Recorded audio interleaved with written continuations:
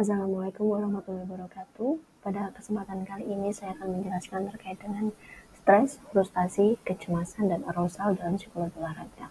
Karena pertemuan minggu kemarin dan minggu ini banyak kosongnya gitu ya. Jadi teman-teman silakan menyimak kaitannya dengan materi hasil rekaman untuk persiapan UTS minggu depan. Oke, kita mulai dari stres dalam psikologi olahraga. Sebenarnya, alur berpikir dalam psikologi olahraga kaitan dengan gejala psikologis yang ada di dalam psikologi olahraga itu berawal dari bagaimana seseorang atlet itu mengalami suatu kecemasan. Nah, dari kecemasan itulah nantinya akan berkembang menjadi stres dan puncaknya adalah pada frustasi. Biasanya kalau orang umum gitu ya, individu yang umum, bukan berarti nanti atlet juga tidak mengalami gitu. Kalau semisal individu itu sudah mengalami tingkat frustasi yang nantinya akan meningkat, nanti akan sampai pada depresi. Oke, saat ini kita akan membahas tentang stres terlebih dahulu. Stres dalam psikologi olahraga itu sebenarnya merujuk pada pengalaman yang dialami oleh atlet, pelatih, ataupun individu yang terlibat dalam dunia olahraga. Dalam hal ini adalah misal ofisialnya, atau penontonnya, atau yang lainnya. Nah, stres dalam konteks psikologi olahraga ini bisa berasal dari berbagai sumber dan nantinya akan berdampak pada bagaimana performa atlet itu, bagaimana tingkat kesejahteraannya, dan bagaimana kondisi fisiknya. Stres dalam psikologi olahraga itu merupakan hal yang wajar gitu ya. Jangankan kok di psikologi olahraga, stres itu pasti dialami oleh semua individu, mulai dari yang atlet ataupun non-atlet. Sebenarnya stres itu adalah hal yang sangat umum dan wajar dialami oleh semua individu. Tetapi yang menjadi tidak wajar adalah ketika stres ini menjadi satu penyebab munculnya gejala fisik yang akhirnya akan berpengaruh pada performanya yang tidak maksimal, kesejahteraan psikologisnya yang tidak tercapai, sehingga apabila stres ini tidak diselesaikan dengan solusi yang baik gitu ya, nanti akan tidak efektif dalam peningkatan performanya ataupun kesejahteraan psikologisnya. Pada hakikatnya gitu, stres itu tentu merujuk pada sebuah kondisi di mana individu itu mengalami adanya tuntutan secara emosi yang berlebihan. Dan waktu itu membuat dia akan sulit. Bagaimana ya cara memfungsikan kognitif saya, bagaimana ya cara memfungsikan afektif saya, dan bagaimana cara memfungsikan behavior saya agar aktivitas dalam keseharian saya itu tidak terganggu, meskipun dalam hal ini saya mengalami stres, gitu kan. Nah, menurut Richards 2020 diartikan bahwa stres itu adalah keadaan di mana hal ini akan mengakibatkan munculnya banyak gejala seperti depresi, kelelahan kronis, mudah marah, gelisah, impotensi, dan akan berakibat pada kualitas kerja yang akhirnya menurun. Kalau dalam psikologi olahraga, dalam bidang olahraga, mungkin kualitas kerja itu artinya adalah kualitas performanya. Entah itu ketika pertandingan ataupun ketika latihan. Nah, ini secara jelasnya, Richard ini menjelaskan bahwasanya stres ini adalah suatu proses yang menilai suatu peristiwa sebagai sesuatu yang mengancam ataupun membahayakan. Dan individu itu akan merespon peristiwa itu pada level bagaimana fisiknya, bagaimana emosionalnya, dan bagaimana kognitif serta perilakunya. Nah, ada yang merasakan stres itu karena faktor positif. Artinya adalah faktor positif ini adalah faktor yang membahagiakan sebenarnya. Tetapi karena harus fokus gitu ya, harus ada keterkaitan satu dengan yang lain, akhirnya hal ini membuat dia jadi stres. Misal seperti yang saya tuliskan adalah merencanakan pernikahan atau perkawinan. Sebenarnya hal itu adalah suatu hal yang membahagiakan, bukan? Cuman karena dibarengi dengan adanya persiapan pertandingan, sehingga akan membuat stres, sehingga tidak bisa fokus satu sama lainnya.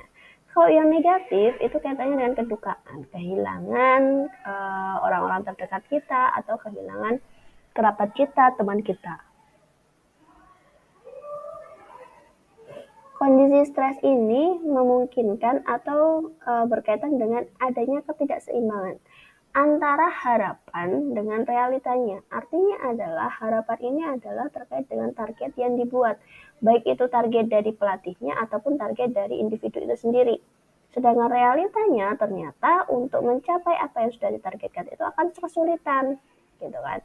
Karena tidak disesuaikan dengan kompetensinya, kemampuan yang dimiliki. Nah, aspek dalam stres itu ada dua, aspek fisik dan psikologis. Kalau aspek fisik itu berkaitan dengan bagaimana kondisi fisik dari seorang atlet itu. Sedangkan aspek psikologis itu berkaitan dengan kondisi psikisnya, kondisi psikologisnya. Bagaimana afektifnya, bagaimana kognitifnya, dan bagaimana behaviornya.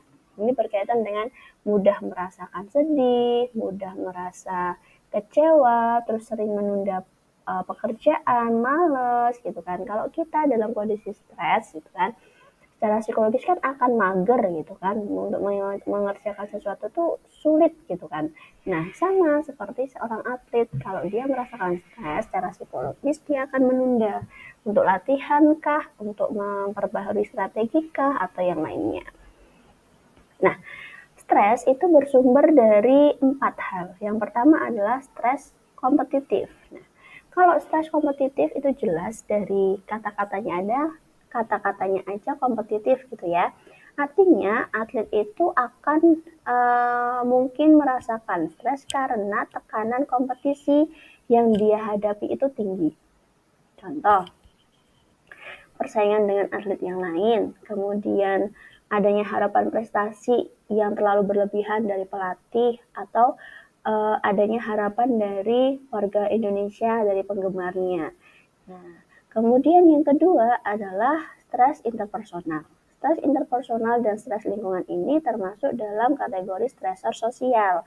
Karena kalau interpersonal itu berkaitan dengan konflik dengan rekan satu timnya, atau dengan pelatihnya, atau dengan pemain yang lainnya, yang akan menimbulkan stres. Sedangkan lingkungan itu kaitannya dengan faktor lingkungannya, entah itu cuacanya, entah itu fasilitas yang disediakan, entah itu adanya perjalanan yang melelahkan antara mes dengan lapangannya, atau kondisi di mana ada hubungan kaitannya dengan keluarganya yang kurang harmonis, kemudian adanya perceraian antara orang tua, kemudian ada permasalahan dari keluarga, dari anaknya atau dari istrinya. Itu kaitannya dengan stresor sosial dan interpersonal serta lingkungan.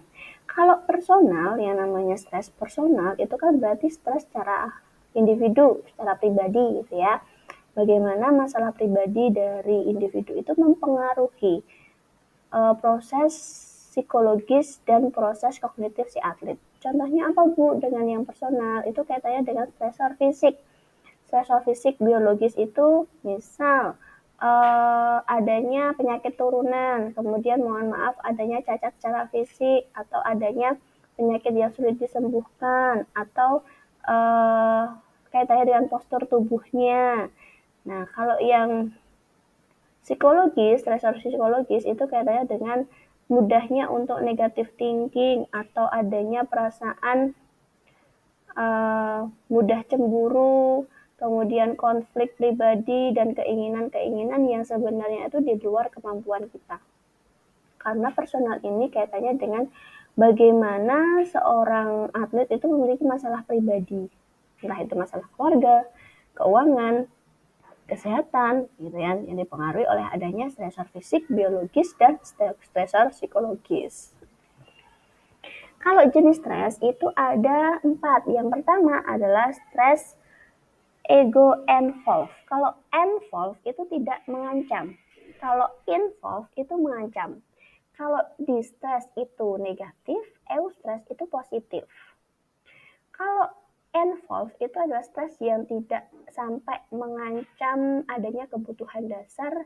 Dengan kata lain, stres ini masih dalam tahap ringan ke sedang. Sedangkan yang involve itu adalah tingkat stres yang sudah dari sedang ke tinggi. Karena mengancam secara aktivitas sehari-hari, kemudian kepribadian seseorang, kayak gitu.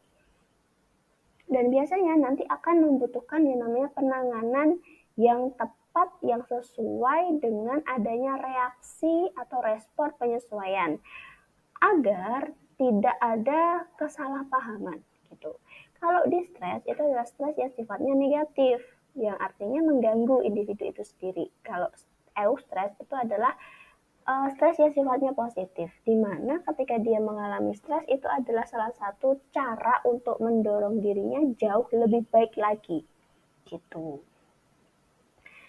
Gejalanya selama kita mengalami stres itu ada gejala 4, mulai dari gejala fisik, emosional, intelektual, dan interpersonal. Kalau fisik sesuai yang saya jelaskan tadi, kaitannya dengan misal sakit kepala, kemudian tangan bergetar, keringat dingin. Kalau emosional itu mudah marah, mudah sedih, sensitif. Kalau intelektual daya ingatnya rendah, konsentrasi rendah, fokus rendah. Kalau interpersonal misal hubungan antara atlet yang satu dengan atlet yang lain itu kurang bagus, kurang baik sehingga ada permusuhan. Nah, dampaknya ya seperti yang disampaikan di awal gitu ya, penurunan performa, adanya gangguan fisik yaitu cedera, adanya masalah psikologis terkait dengan kesejahteraan psikologisnya. Nah, sedangkan untuk memanajemen stres itu dilakukan dengan 3 tahap. Yang pertama adalah relaksasi. Relaksasi ini katanya dengan bagaimana kita bisa menginhale, exhale, katanya dengan perasaan, pemikiran, permasalahan yang sedang kita hadapi, kemudian kita berusaha untuk memvisualisasikan, membayangkan sebenarnya kalau stres ini terus saya pertahankan nantinya akan jadi seperti apa. Kalau stres ini akan saya turunkan atau saya urai, nantinya akan bagaimana. Nah, itu adalah salah satu cara manajemen stres. Kalau psikoterapi itu lebih kepada apabila stres ini sudah pada tahap yang manik, itu kan perlu adanya penanganan yang tepat, perlu adanya psikoterapi, terapi psikologis yang bisa menurunkan, minimal menurunkan gitu ya, kalau misal sulit untuk dihilangkan. Oke, itu kaitannya dengan stres. Kemudian kita lanjut dengan frustasi. Nah, frustasi dalam psikologi olahraga itu berasal dari yang namanya bahasa Latin, frustratio. Frustratio ini adalah perasaan kecewa, jengkel akibat kita tidak bisa mendapatkan apa yang kita harapkan. Kita tidak bisa mendapatkan apa yang kita tuju, apa yang kita inginkan, gitu. Di sini saya membahas atau saya mengambil penjelasan dari Kat dan Lehner, teman-teman bisa baca sendiri kaitannya dengan pengertian. Kemudian untuk sumber frustasinya itu yang pertama adalah bagaimana kita merasa kegagalan mencapai tujuan kita. Kita merasa gagal, tidak berhasil ketika pertandingan. Kita sudah bisa latihan performanya maksimal, tetapi ketika di pertandingan hari hanya ternyata kita malah nggak bisa optimal nih. Akhirnya muncul kekecewaan, jengkel, yang itu akan mengakibatkan frustasi dalam diri atlet itu sendiri. Kemudian ada juga sumber dari kegagalan ketika pertandingan ataupun ketika latihan. Maksudnya gimana, Bu? Kan, kok latihan gagal? Misal nih, ketika dalam sebuah pertandingan, ketika dalam sebuah latihan ada pelatih menyampaikan bahwasanya kalau ada yang bisa untuk memecahkan rekor kaitannya dengan menendang bola dari kejauhan itu bisa masuk, nanti akan saya masukkan sebagai tim utama gitu. Nah, ketika latihan kita bisa nih, gitu kan? Kita bisa untuk mempraktekkan apa yang diinginkan pelatih. Tetapi ketika hari latihan secara bersamaan, nyatanya kita gagal terus gitu kan. Kita nggak bisa untuk membuktikan bahwasanya kemarin kita latihan sendiri itu bisa, kalau yang sekarang kita latihan bersama-sama itu malah nggak bisa. Nah, itu adalah salah satu kegagalan dalam bentuk ketika latihan.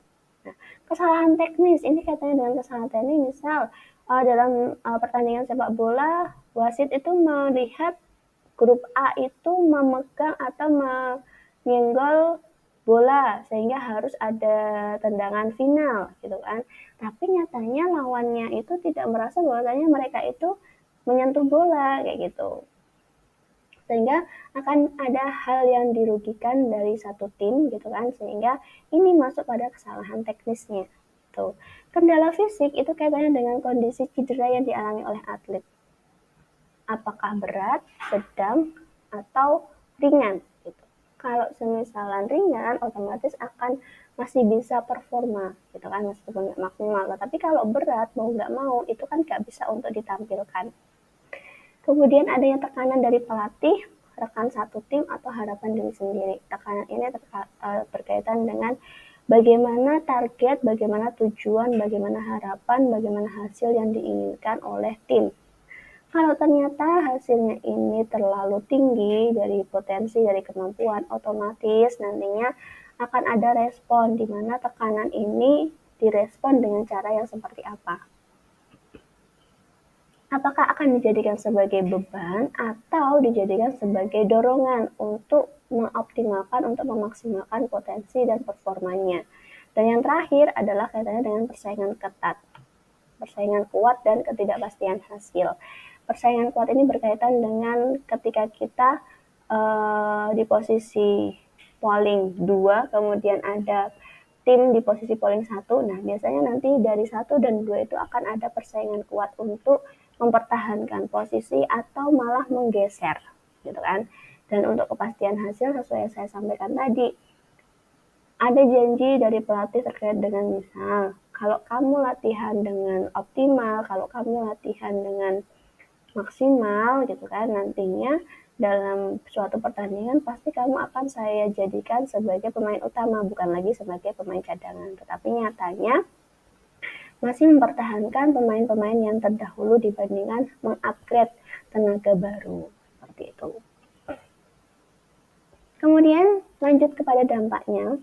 Dampak frustasi juga sama ya, artinya adalah ketika kita merasakan stres, frustasi otomatis akan berpengaruh pada bagaimana performa kita dan bagaimana kondisi emosional kita, dan nantinya akan berpengaruh pada tingkat cedera yang akan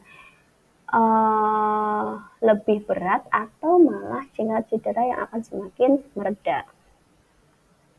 Nah, kalau di stres, manajemennya adalah bagaimana kita bisa merelaksasi diri, kemudian memvisualisasikan diri. Kalau di frustasi, itu lebih kepada bagaimana kita bisa mengatur, memanage emosi kita, agar nantinya ketika kita menghadapi suatu hal yang tidak sesuai dengan harapan, itu bisa dikontrol, bisa memberikan respon yang wajar. Kemudian yang kedua adalah reframing. Reframing ini artinya adalah kita bisa untuk membingkai adanya permasalahan yang sedang kita alami. Permasalahan ini sifatnya lebih negatif atau positif. Kalau positif nantinya akan dijadikan sebagai dorongan atau hanya dibiarkan saja. Begitupun yang negatif. Apakah negatif ini akan dijadikan sebagai tekanan atau sebagai dorongan? Nah, kalau manajemen emosi ini sudah tercapai pada kecerdasan emosi, kemudian berpengaruh pada bisanya kemampuan kita untuk membingkai permasalahan, nantinya akan berpengaruh pada tingkat komunikasinya. Jadi komunikasi ini akan berjalan dengan lancar antara pelatih dengan atlet ataupun dari atlet yang satu dengan atlet yang lainnya. Kalau komunikasi sudah efektif, berjalan dengan bagus, dengan efisien, nantinya dalam penentuan tujuan itu akan disesuaikan dengan kondisi. Jadi penyesuaian atau penetapan tujuan itu yang lebih realistis. Nah, kalau sudah seperti itu, ketika mau pertandingan, fokusnya pada prosesnya. Langkah-langkah apa nih yang akan kita siapkan untuk mencapai atau untuk mendapatkan medali emas? Karena lawannya itu berat, gitu kan. Bukan lagi bagaimana hasilnya nanti, tetapi lebih kepada persiapan pra pertandingan yang bisa dioptimalkan itu bagian mana, gitu. Kemudian yang bab selanjutnya adalah anxiety dalam psikologi olahraga. Anxiety ini kaitannya dengan kecemasan, gitu ya. Baik itu atlet ataupun non-atlet pasti akan merasakan yang namanya cemas. Nah, teman-teman bisa baca sendiri kaitannya dengan definisi dari kecemasan dari EPS, Sigmund Freud, kemudian Beck, Carl Rogers, Kagan, dan Charles. Nah, kalau menurut Sigmund Freud, anxiety itu ada 3. Reality anxiety, neurotic anxiety, dan moral anxiety. Reality adalah kondisi di mana situasi nyata itu benar-benar kita hadapi, sehingga kita merasakan cemas pada saat itu. Kalau neurotik itu kaitannya dengan alam ketidaksadaran kita, dorongan tidak sadar kita. Jadi kita mengkhawatirkan hal-hal yang belum tentu terjadi gitu. Kita mengkhawatirkan apa yang belum tentu kita lewati itu seperti sesuai yang kita persepsikan. Kemudian kalau moral anxiety itu lebih kepada kecemasan terkait konflik moral internalnya, kaitannya dengan aturan normanya, kemudian kebiasaannya seperti apa. Kira-kira nanti ketika saya backgroundnya adalah orang Jawa Timur, kemudian ditransfer ke pemain sepak bola di Jawa Tengah, kira-kira saya bisa nggak yang mengikuti pola di sana? Atau yang dari luar negeri ke Indonesia, kira-kira cuaca dan iklimnya sama nggak ya dengan yang di daerah asalnya? Seperti itu. Kemudian kalau yang dari Kagan gitu ya, ada yang namanya ketidakpastian dan gangguan sosial. Ini sebenarnya sama. Ketidakpastian itu sama seperti neurotiknya anxiety Freud, kemudian gangguan sosial ini kaitannya dengan moral anxiety-nya Freud. Jadi istilahnya saja yang berbeda, cuman secara garis besarnya itu penjelasannya sama. Kalau yang sering dipakai itu kaitannya dengan pendapatnya Charles Spielberger. Jadi anxiety itu ada dua, state dan trait. Kalau state itu sifatnya sementara, kalau trait itu stabil. Jadi kalau state itu biasanya kondisi di mana kita merasa cemas itu ketika akan menghadapi pertandingan dan ketika akan menyelesaikan pertandingan. Itu. Misal di sebuah cabang olahraga bulu tangkis gitu ya, kita awal-awal mulai grogi untuk memberikan over service gitu. Kemudian di akhir kita juga merasakan kecemasan untuk segera menyelesaikan pertandingan agar tetap sesuai dengan target yang kita sesuaikan atau sesuai dengan target yang kita tentukan. Nah, kalau traits ini lebih stabil, jadi walaupun sebelum pertandingan, ketika pertandingan, atau setelah pertandingan, rasa cemas itu tetap muncul gitu. Nah, seperti yang dijelaskan tadi, di state anxiety itu adalah contoh competitive anxiety dan outcome anxiety. Bagaimana kita mempersiapkan untuk pertandingan dan bagaimana kita menunggu hasil. Kalau trait itu lebih menetap. Gejala anxiety sama, gejala fisik dan psikisnya. Bagaimana kita keringat dingin muncul, kemudian tremor, kemudian pusing gitu. Kalau psikisnya lebih kepada sensitivitas afektifnya, distorsi kognitifnya, dan pada akhirnya berefek pada perilakunya. Sumbernya itu adalah ketakutan akan kegagalan. Di konsep self-confidence, kalau teman-teman masih ingat, ketakutan akan kegagalan adalah salah satu cara untuk kita bisa waspada. Tapi kalau di anxiety, ketakutan akan kegagalan ini adalah tahap yang berlebihan, sehingga membuat kita menjadi cemas, gitu kan? Takut akan cedera fisik, kemudian takut akan penilaian sosial dan situasi pertandingan. Penilaian sosial kaitannya dengan netizen, misalnya seperti itu, atau penonton, atau pendukung. Nah, bagaimana nanti persepsinya mereka kalau saya gagal? Bagaimana kalau nanti saya tidak sesuai dengan ekspektasi mereka? Seperti itu. Dan situasi pertandingan adalah seperti yang saya sampaikan di self confidence. Ada atlet yang merasa dia ini akan percaya diri atau akan tenang ketika ada penonton. Tetapi ada juga atlet yang dia akan percaya diri itu tanpa penonton. Nah, itu kaitannya dengan situasi pertandingan. Sedangkan untuk manajemennya itu ada relaksasi, visualisasi, dukungan sosial, manajemen waktu, konseling, dan psikoterapi. Relaksasi visualisasi sama ya, seperti self-confidence, stres, frustasi, dan lain sebagainya. Kalau dukungan sosial itu lebih kepada bagaimana pelatih mendukung, keluarganya mendukung, teman-temannya juga mendukung. Nah, manajemen waktu. Kenapa sih, Bu? Manajemen waktu ini bisa menjadi manajemen untuk anxiety. Karena kalau kita mau tanding, kemudian kita mempersiapkan pra pertandingan itu jauh-jauh hari, otomatis kita nggak akan kelabakan, kan gitu. sama halnya seperti teman-teman ketika mau presentasi. Minggu depan itu presentasi, tetapi karena banyak menunda gitu kan, akhirnya teman-teman memilih untuk bisa aja deh ketika mendekati hari H membuat bahan presentasi, akhirnya nggak maksimal, akhirnya muncul cemas. Hamin 3 jam baru dibuat, padahal masih perjalanan ke kampus 1 jam dan lain sebagainya. Nah, itu adalah salah satu contoh manajemen waktu bagaimana kita bisa mengoptimalkan, mengefektifkan waktu yang ada untuk mempersiapkan pertandingan sehingga kita bisa tampil secara optimal. Nah, konseling dan psikoterapi itu lebih kepada anxiety yang sudah pada tahap yang mayor, artinya sudah parah banget sehingga butuh namanya terapi psikologis ataupun terapi dari psikiater. Oke, selesai materi minggu ini kaitannya dengan stres, frustasi, dan kecemasan. Terima kasih teman-teman atas perhatiannya. Silakan nanti disimak kemudian dipelajari untuk persiapan UTS minggu depan, gitu ya. Saya akan susulkan materi pertemuan 7 kaitannya dengan konsentrasi, agresivitas, dan emosi gitu. Terima kasih. Wassalamualaikum warahmatullahi wabarakatuh.